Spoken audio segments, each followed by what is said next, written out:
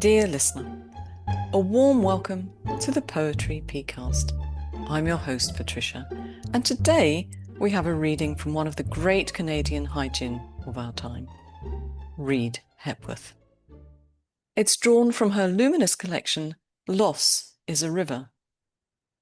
Susan Birch has said of this book that each poem is powerful on its own, but as a collection, these poems accentuate the love, loss, and grief that Hepworth feels. But before you prepare yourself for 30 minutes of melancholy musings, let me reassure you, today's reading is not a sorrow-drenched affair, far from it. The collection spans the full breadth of human feelings, the quiet, the celebratory, the wistful, the fierce, and within it all, there's so much that resonates deeply with each of us. But before we wade into those waters, I must pause for a moment of housekeeping and, more importantly, a moment of contrition. In episode 47 of the series, our tanka episode, I made an error. Not a frivolous slip of the tongue, but a genuine mistake that deserves to be acknowledged with the seriousness it warrants. I owe my sincerest apologies to Bedi and Marylyn, Burridge. I read the following tanka and mistakenly attributed it to Marylyn, when it is, in truth, Mona's poem. Moving home, we sell the memories for a dime, but I carry with me the stars we named in another life. Moving home, we sell the memories for a dime, but I carry with me the stars we named in another life. Mona Bedi. And compounding that misstep, I entirely omitted Marylyn's beautiful piece, a poem that deserved to be heard, honoured, and treasured. The roses you helped me plant so long ago tell our story of bloom and fade, yet they bloom. The roses you helped me plant so long ago tell our story of bloom and fade, yet they bloom. And that lovely piece was by Marylyn Burridge. To both poets, I offer my heartfelt and unreserved apologies. Their work means a great deal to me and to this community, and I honestly regret the oversight. Now, there is one final note I must share, a small turning of the page, if you will. I'm going to be taking a short break over the Christmas holidays, not just to get my hair cut, but to spend time with my family and then a few additional weeks to prepare what promises to be a rather splendid bumper season 9 of the podcast. There's much to be done to ready Poetry Pea for the exciting developments coming to its press in 2026. There's something I've long wished to bring to life, and over the coming weeks, with a bit of focused work and possibly scandalous amounts of tea and bickies, I believe I can lay the groundwork. I hope to tell you about it in the new year. Those on the mailing list, and naturally our members, will be the first to hear. So, you know precisely what to do. Become a member, which helps Poetry Pea continue offering its services to the short-form poetry community, or simply sign up for the mailing list.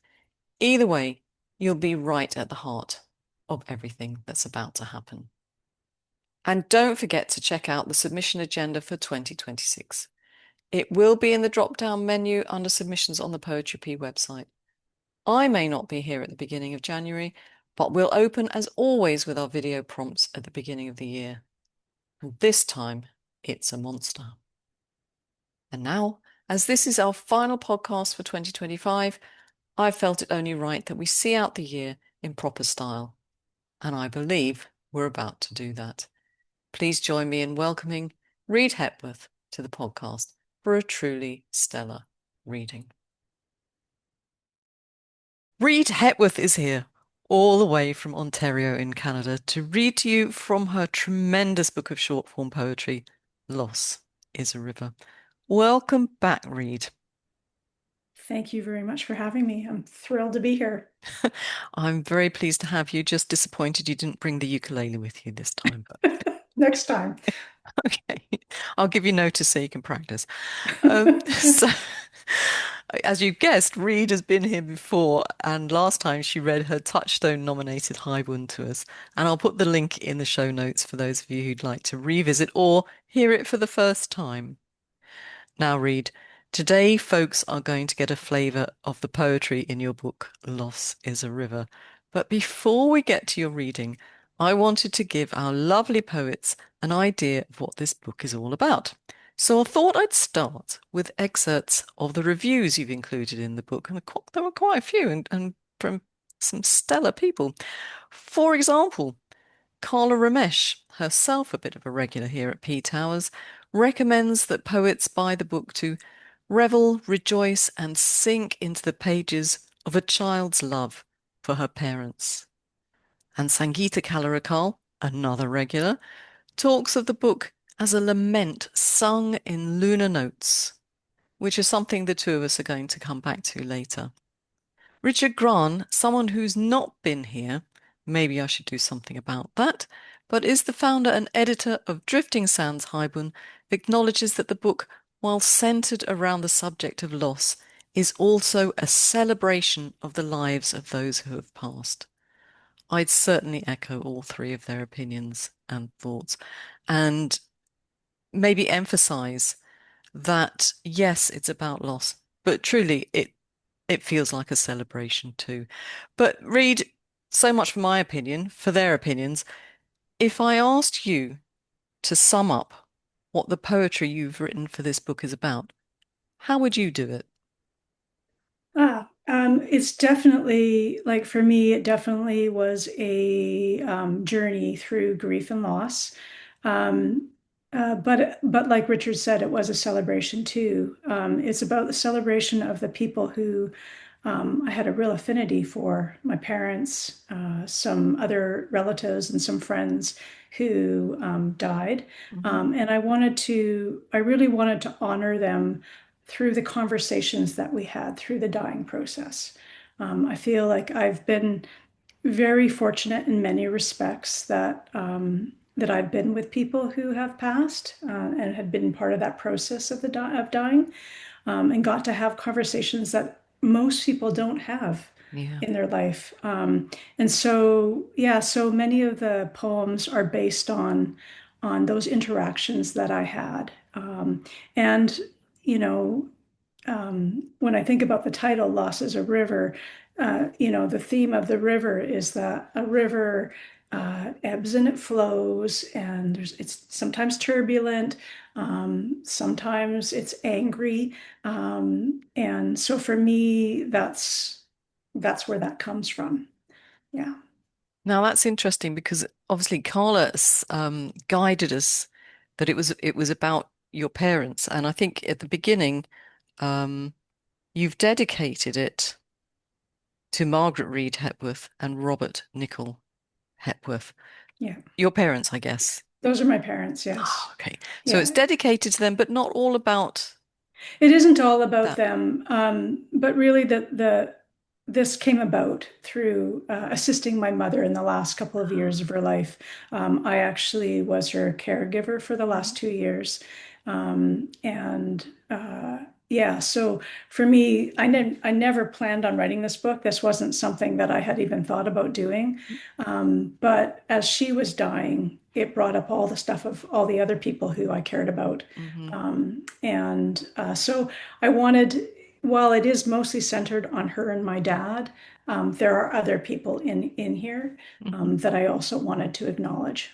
Yeah, Oh, that's interesting, and hopefully I'll remember to come back to that at the end and ask you about that. So, Reid, if you're ready, sure, shall we make a start and plunge into this world that you've created for us? you bet.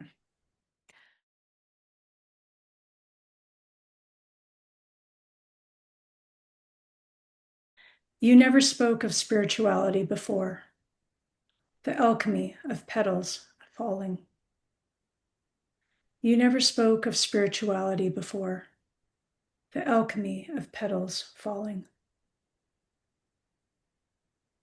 Things you can't control. I sit by your bedside and watch you sleep, your breath shallow little gasps. Moments before, in semi-wakefulness, you squeezed my hand and smiled.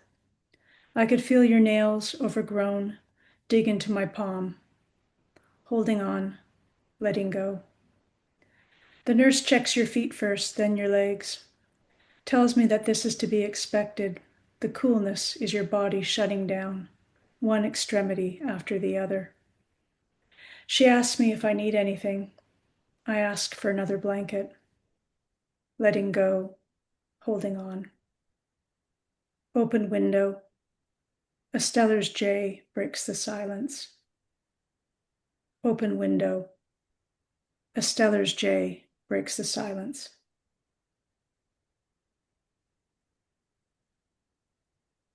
Bedbound.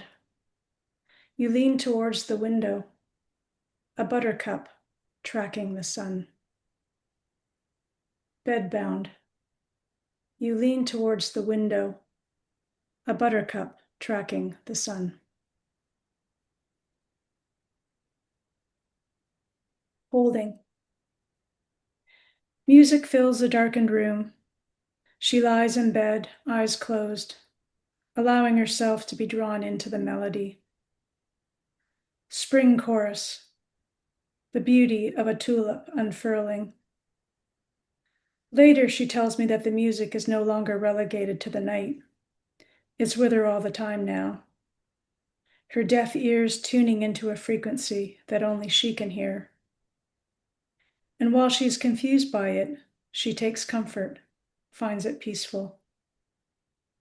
Open window, clatter of the world outside.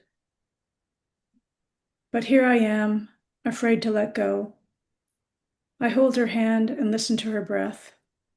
It's the only sound I want to hear. Clinging to the last of the sun, cherry blossoms.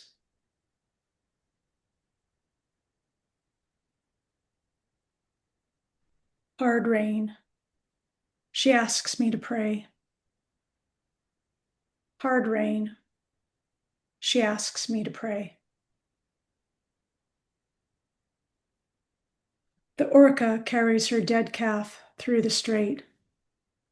For days, I hold your hand until you let go. The orca carries her dead calf through the strait. For days, I hold your hand until you let go.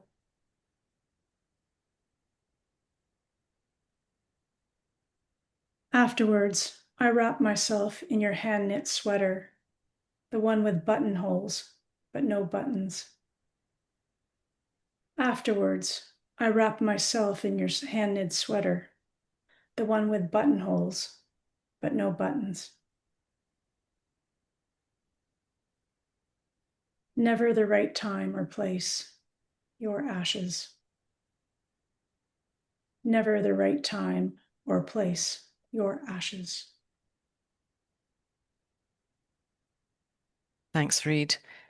Now, whenever a poet comes onto the podcast to engage us with their poetry, the poet chooses some poems, and so do I. You might have noticed that from previous podcasts. So the first poem I've requested is this, the first of the poems in the book. Loss is a river overflowing. Even the mighty cedar can get pulled under. Loss is a river overflowing. Even the mighty cedar can get pulled under. Thank you.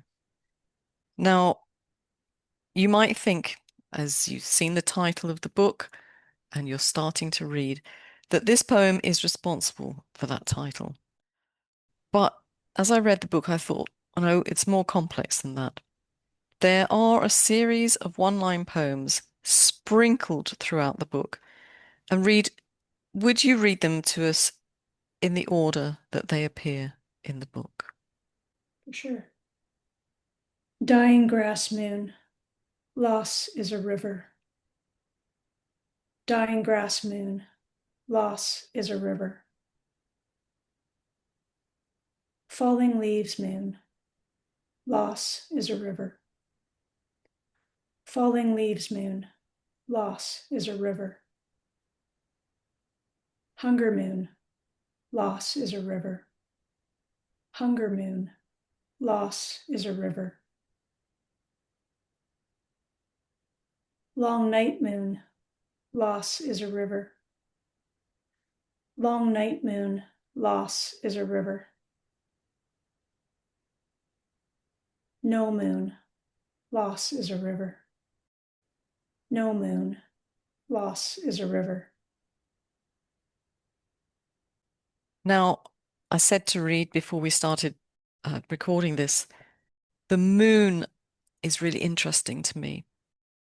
The thing about it is that unless specified, the use of the moon, traditionally anyway, signifies an autumn period. And to quote Kenneth Yasuda from his book, The Japanese Handbook, in modern Japanese poetry, the moon has come to be one of the strongest seasonal themes for autumn.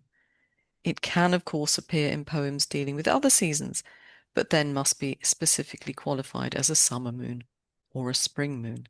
And he goes on to make it clear that you can indicate another season within the body of the poem. You don't have to just put spring or summer moon. You can suggest the season, such as in this haiku. First crescent, the buck's velvet antlers. First crescent, the buck's velvet antlers, which is by Charles Harper in haiku dialogue. And here, bucks tend to have velvet on their antlers during spring and summer. So the poet is indicating clearly that he doesn't mean that it's autumn.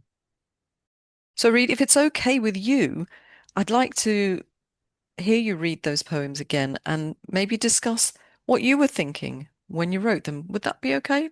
Of course. Okay, let's Um, start from the beginning. Dying grass moon, loss is a river.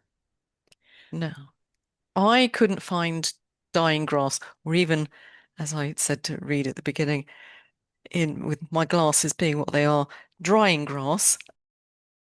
But I couldn't find dying grass moon in the sajikis that I use. But coming from a farming stock, dying grass speaks to me of late summer, sort of verging on the autumn.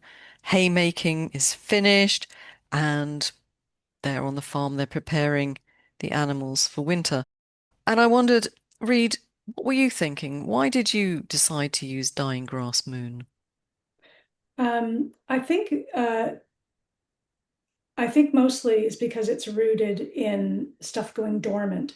Hmm. And for where I've positioned this in the book, it's actually when death was, or when my parents were actually dying. Hmm. So that's where I was going with it. So for me, Dying Grass Moon is rooted in death and renewal. Um, and it was chronicling that time when my mother was, specifically my mother was actively dying. Hmm. And the other part to I just want to say the other part to doing these five um, one-liners Hmm. was a little bit, it was a happy accident. And I'll just tell you about the reasons why for it.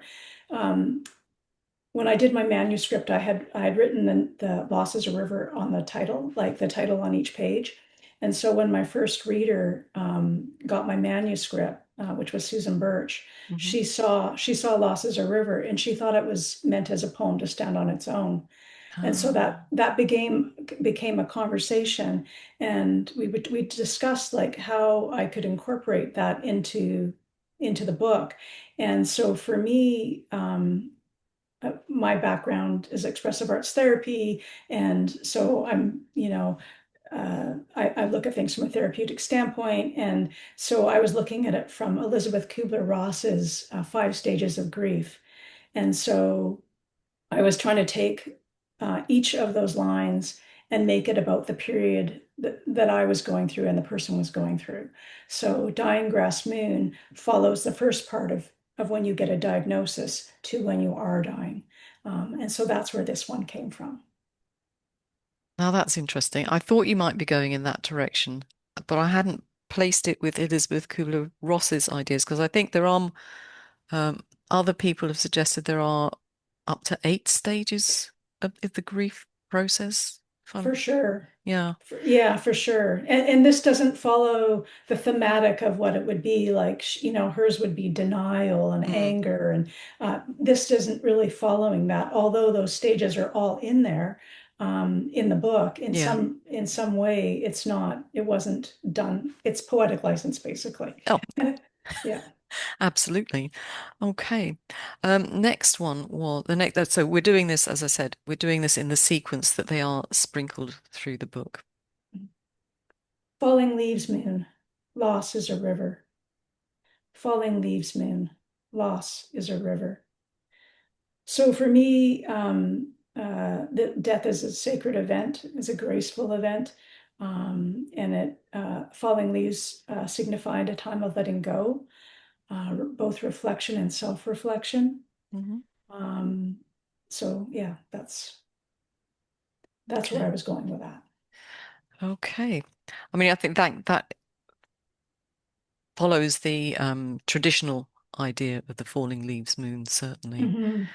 Um, okay, next. Hunger moon, loss is a river. Hunger moon, loss is a river.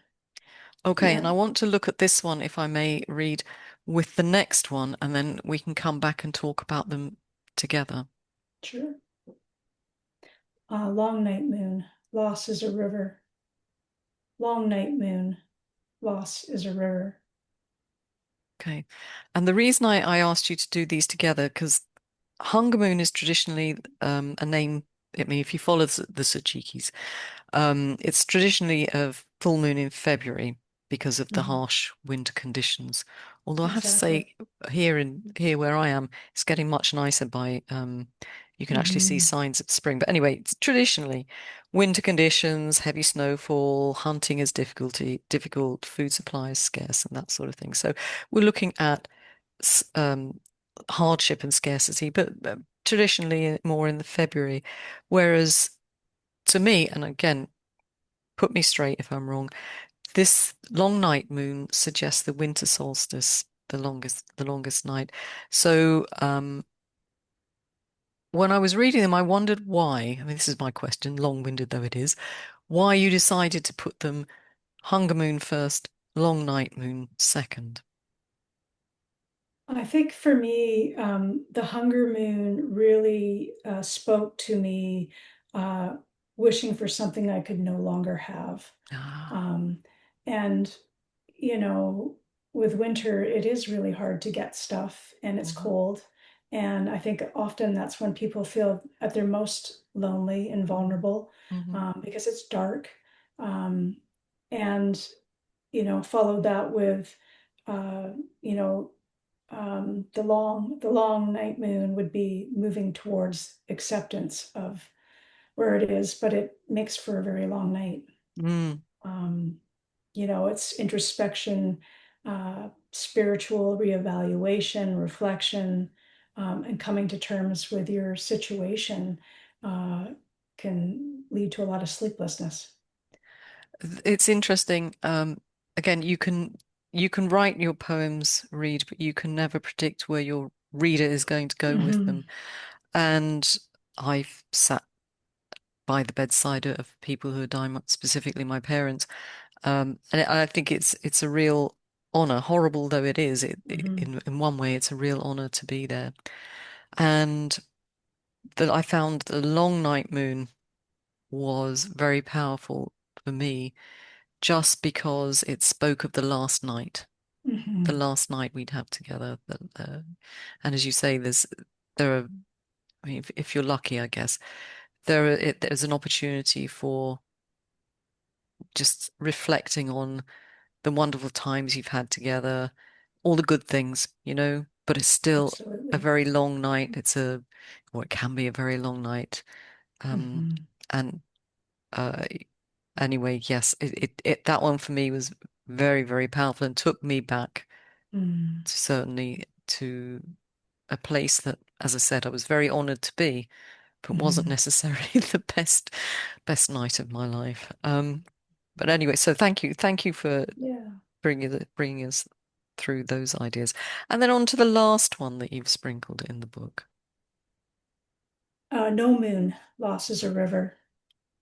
No moon, loss is a river. And for me, that spoke to, the absence of light. It's a void, but it's also a time for acceptance, renewal, new beginnings, spiritual cleansing. Mhm. And also, I guess most importantly, when someone is gone, it's the time that we perform the rituals for them, um, offering our prayers to our ancestors, and and continuing on with the legacy that they've left us with. Um, yeah. I think, I mean, I was doing a little bit of research on this one, and I could be wrong because, you don't always get the best information when you're doing this research, but I believe in Hindu tradition, the day of the new moon is a significant time for Hmm. honoring our ancestors, and I thought that Hmm. that played very well with this poem, Where You Are. Although Hmm. you did write in a previous poem. Now let me see, what was it? Um, Never the right time or place, your ashes. Never the Hmm. right time or place, your ashes. Hmm. Which also I thought was a very, very powerful Thank you. poem. Reid, thank you very, very much for talking to me about these moon phrases because, like I said, I find them absolutely fascinating, and I really wanted to know what you were doing with them, what you were hoping to achieve. And I think from what we've heard, you absolutely you absolutely got that one nailed. So well Well, done with thank that. you. Uh, Thank you. and I think I said to you when we were tra writing about this that I was a little worried that the Hunger Moon and the Long Night Moon Hmm. was slightly worrying me, but you've put that one to bed. Hmm. Thank you very much. I understand that totally now. Thank you. And I think it's like you said too, that I think everybody who, like, readers are going to bring their own interpretation to the Mm, table based on their life experience.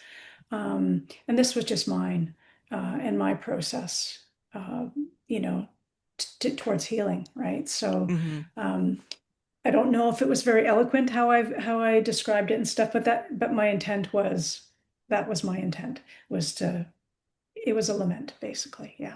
it is a lament, but it also, what struck me was that they are wonderfully placed throughout the book, just to emphasize the idea of the river, which you spoke about at the beginning. As you know, the river has very different stages, calm, a little bit more fluctuation, angry, and so on. And as you go through the grieving process, from knowing that that death is going to happen. I mean, we know that death is going to happen, but Hmm. it you never think about it until it's actually sort of right in front of your face, do you? Hmm. Not seriously. So from that moment on, there is a flow to what happens in your emotions, and I think I mean, the whole book is a perfect example of that. And as I said, don't forget it is a celebration as well as a lament, as you put it. Hmm. But it really, the title is so apt just Thank you. because of what a river does, and what water does. It heals, it's Hmm. really very good. Thank you. Now, we've heard some of the poems, and I'm sure people would like to read more. So tell us, where can they find this little gem? Oh, you can find it on Amazon. It's available at Amazon in most countries. You could also pick it up from the publisher, Adisacrit, in India. And yeah, that's where you can get it. Or you can contact me, and I'm happy to send a signed copy off as well. Oh, signed copy. Oh, that would be nice. I've got one. It's very nice. Thank you very much, You're very Reid. welcome. Now, if anyone's worried about having their notebooks and writing down where to get hold of Reid's book, don't worry, because of course all details will be in the show notes and you can follow the instructions there and find the book. And I would recommend it. So, Reid, tell me, you've done this book now, you've mastered the ukulele. What's going on? What Uh, else can we expect from you? well, I have a new book coming out. Oh, Yeah, it should be coming out. It's coming out very soon. It's a book of haibun and other haikai forms hmm called The Improbability of Sea Monkeys. Okay, we'll certainly have you back and and, and find out what that title is all about. When can we expect that one out? It'll be out probably this month. Oh, right. Yeah, Okay. Jolly good. So if you're thinking of Christmas present, folks, two books you can go and buy. Available, I guess, Amazon and all the usual Amazon. places. Yeah. Okay, lovely. Wonderful. Anything else apart from what? If you thought you've got two books under your belt now, so what are you working on as a follow-up? Um, just life, I think, right now. Yeah. That's fair enough. Yep. It's probably it's all I can cope with, so fair play to you. So, Reid, thank you so much for coming along and reading this time, and we look forward to you coming back and finding out what that title about sea monkeys is all about. Thank you. Awesome. Thank you so much for having me. Such a pleasure. Pleasure for me too. Thank you. Thanks. And so, as we bring this final episode of the year to a close, I want to extend my heartfelt thanks to Reid Hepworth for such a beautiful and generous reading. It's been an honour to share her work with you. Do have a look at the show notes. You'll find links to Loss is a River, which I must say would make rather a splendid gift for anyone who loves poetry or simply loves being moved by language. I've also included a link to her newest book, the marvellously titled The Improbability of Sea Monkeys. Yes, I now know exactly what they are. And yes, the book is another cracker. Thank you for being with Reid and me today. It's been a pleasure to share this time and this poetry with you. I'll be back in the new year with more poetic mischief and a few rather big ideas I'm eager to unveil. A small mission for you before you go.